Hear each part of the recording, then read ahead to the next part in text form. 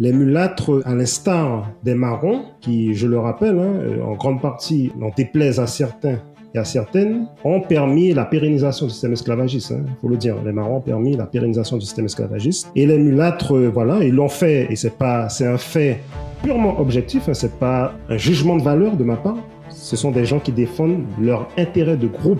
Donc, le mulâtre qui hérite de son père blanc d'une habitation, qu'est-ce qu'il va faire? Il va défendre ses intérêts, tout simplement. Il n'est pas dans une logique raciale. Il ne faut pas faire cette faute que la plupart des non-historiens font, qui est faire de l'anachronisme. Faire de l'anachronisme, c'est projeter ces représentations contemporaines sur le passé. Vous voyez? Nous, hommes et femmes du 21e siècle, de l'an de grâce 2025, nous n'avons pas les mêmes représentations que les gens de 1825. C'est des représentations totalement différentes, c'est des conditions matérielles totalement différentes. On n'a pas la même vision. Et c'est ce gros problème, du moins c'est cet écueil fait par les militants. Et c'est cet écueil-là que tout historien ne doit pas faire.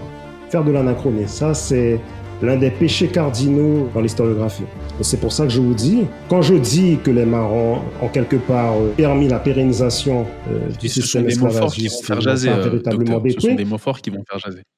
Oui, non, mais oui, il n'y a pas de problème. Et je vais encore en rajouter.